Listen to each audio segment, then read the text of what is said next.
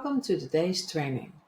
Today I'm going to teach you how to use the Parent Training Manual and create long-lasting effects. My name is Leilin Campbell. I'm an LMFT and BCBA. The terminology we're going to use is as follows. When we're talking about parent training in this presentation, the learner can be present. Often the parent training will include teaching the behavior intervention plan, the BIP, teaching how to use a task analysis, basic ABA strategies such as prompting and reinforcement strategies, data collection, and homework. First, why do we want to emphasize parent training? In many research articles, you will read how effective parent training is. Number one, the more parents will learn ABA, the more the child can actually learn because parents have access to all routines or most of the routines.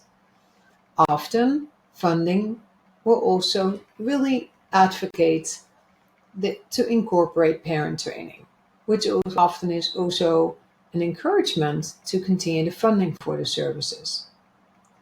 It helps reduce parent stress. The more they learn, the more progress there could be. It empowers parents. Often parents, especially with a child with a diagnosis or heavy behavior challenges, are feeling insecure and not feeling competent. They just don't know how to handle everything. So this really helps them to feel empowered. It can also help improve the quality of life. The more progress, the more quality of life, not only for the learner, but also for the family.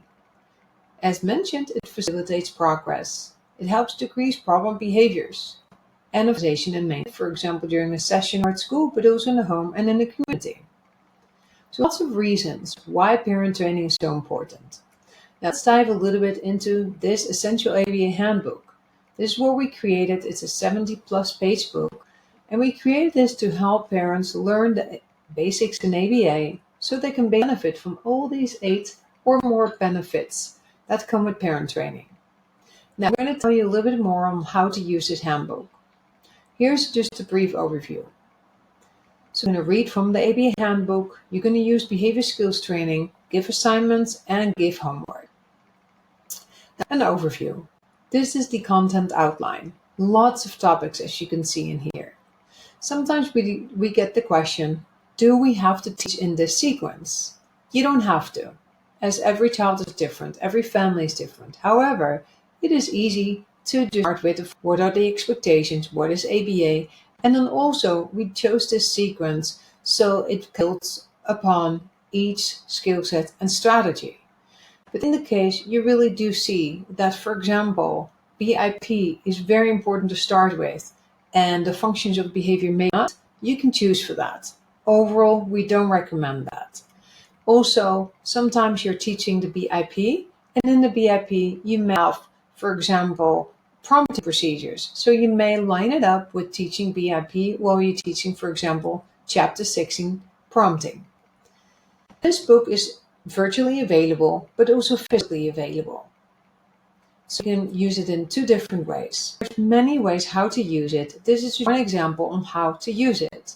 One thing to avoid, don't read out of the handbook. The goal is really that this is a guide for you, especially when you're a clinician. It should help you as a guide. This is, for example, let's say chaining. This is the strategy. These are all the details for this strategy. The goal out of the book, because we all know the attention span is not always the longest, especially not when they're children.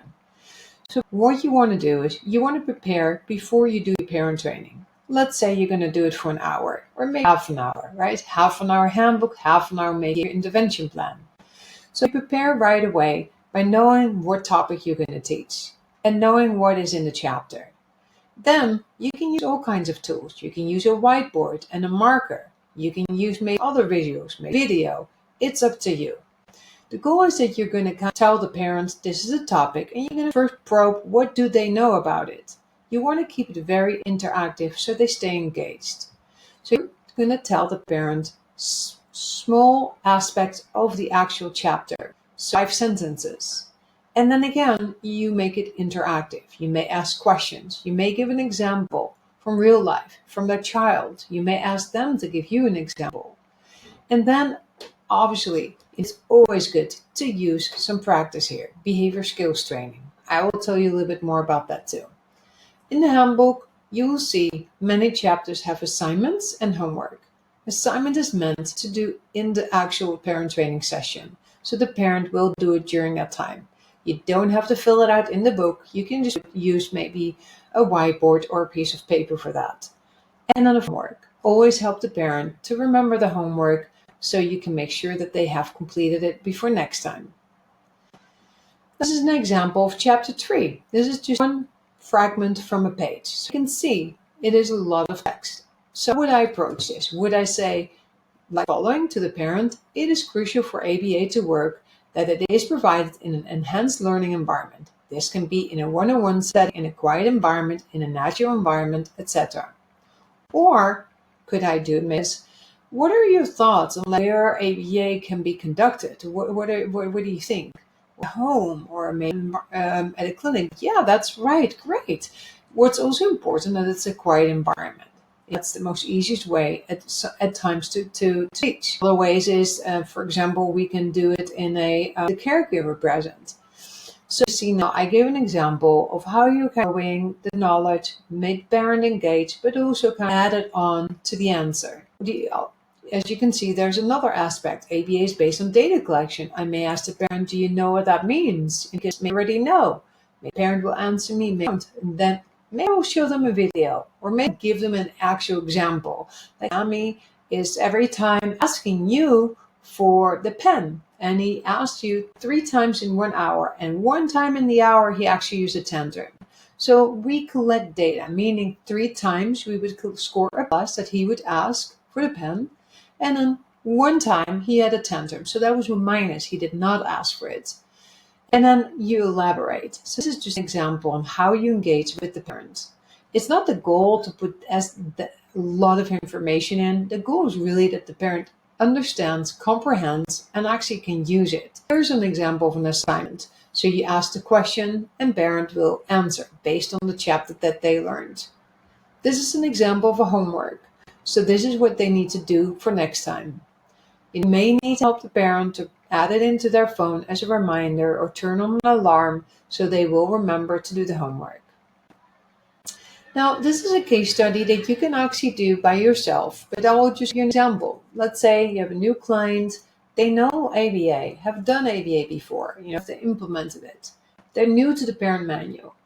So you will have to get the family's buy-in and will need to explain why teaching through the parent manual is important for them. So what do you explain to get their buy-in?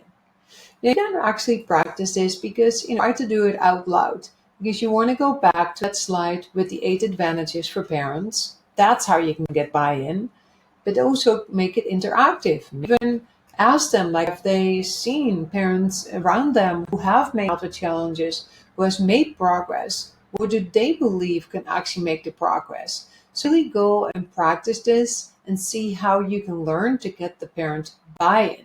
And remember, what are keywords to use when explaining why the parent manual is important? Go back to slide 8. Not slide 8, but to those 8 factors of all the advantages for parent training based on research. Another thing I wanted to dive a little bit deeper in, I mentioned BST. So important is that parents have the option to practice. BST is a very heavily used method to teach behavior skills training. So first, you're going to explain. That's what we're going to teach. Let's say you want to teach a prompting procedure. You're going to explain briefly what the prompting is. You may ask them to summarize to make sure you explained it correctly. Following, you're going to model. And following, ask them if they have questions, they're going to rehearse. So those are the steps of behavior skills training. You're first going to explain. You can get them give you a summary. Following, model, role play, feedback. And if the parent has challenges, you can do that whole circle again. The BST is very helpful because it really helps the parent to practice as many skills as possible in the parent handbook. Even when you believe it can't be practiced, still try ways to practice it. Use role play. Pretend to be you being the parent, them being the child, or you being the BT, them being the parent. There's all kinds of ways. You can use the role play. You can switch roles, etc. Very useful to learn. Now, this is important to use layman's terms. So in the manual, you will see sometimes terminology that may be a little bit difficult. You have to adjust it to where the parent is at. Is it a parent with maybe higher education? Parent who already has learned ABA before? Parent who has a quick understanding? Or maybe so really look at like where the parent is at so you know how to explain. Essential tools also are to break down skills. Take small steps. So you don't need to take big steps. If you need to teach something today about reinforcement or about task analysis or about extinction, and you can maybe use 3 different moments to teach that because it is, especially reinforcement, is a big chapter. The more you see that the parent really understands it, implements it, or perhaps you can ask them to record videos during the week so you can really see that they're implementing it. So this is something for you to really remember. It's not about how quick you do it, it's making sure that they actually master it and learn it. And it doesn't have to be a huge step like we're going to work on prompting and immediately we need to have success for potty training. It's just sitting down on the toilet, and that's the first shaping procedure that we're going to work on. So it doesn't have to be a very big step. And of course, of support, very important, right? You are there. Always remember, be patient with the parents. Show always your patience, your understanding, compassion, and empathy. No validation, as long as not punitive. If they forgot something, this is about encouraging the parent. Sometimes they may ask you questions that you don't know. That's all right. It's okay to not know, but always tell them how you're going to get the answer for them so that they know that you're going to get back to them. Another example, for example, we're talking about breaking down skills. Let's use chapter 17, task analysis and chaining. Now, what are we going to do? This is again a piece from the page in the manual. So will you explain exactly what is here, you see on this page, or maybe we'll say, let's practice the actual task. You can choose here an example of hand washing and really hone in to the actual individual, the child, and find a way how to explain the total task chaining.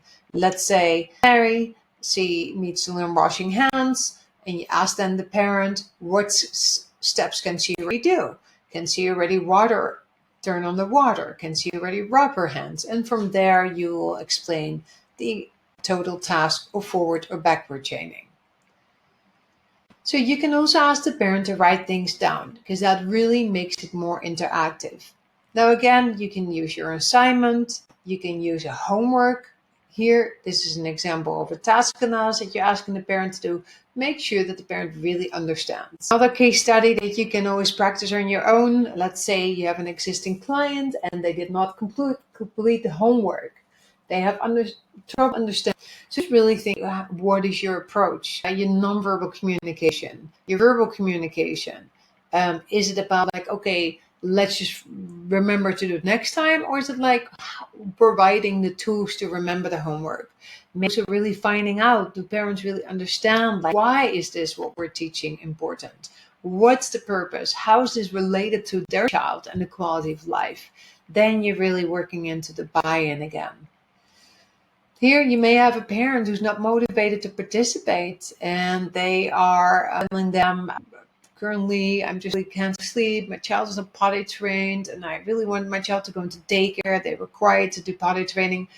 What should you do? Do you need to continue that chapter about chaining, or should you actually make it more client specific, individualize it, and hop into a different type of training, such as training in body, toilet training, and prompting procedures? Also very important, always give feedback. As mentioned earlier, you can give corrective feedback, you can give positive feedback, always balance it out. It's always important to give the positive feedback, specific feedback, and 1 or 2 corrective feedback. Again, you can use post-its, you can use tools to really have the parent remember so that they can actually implement it during the week. They can do the homework by, for example, filling out the paper, but they can also record a video. Or you can ask them to role play, to do with their partner. there's all kinds of ways that you can really help the parent to maintain the information. If you have any questions, please let me know. I hope you enjoyed this presentation and that you feel ready to start with the parent manual.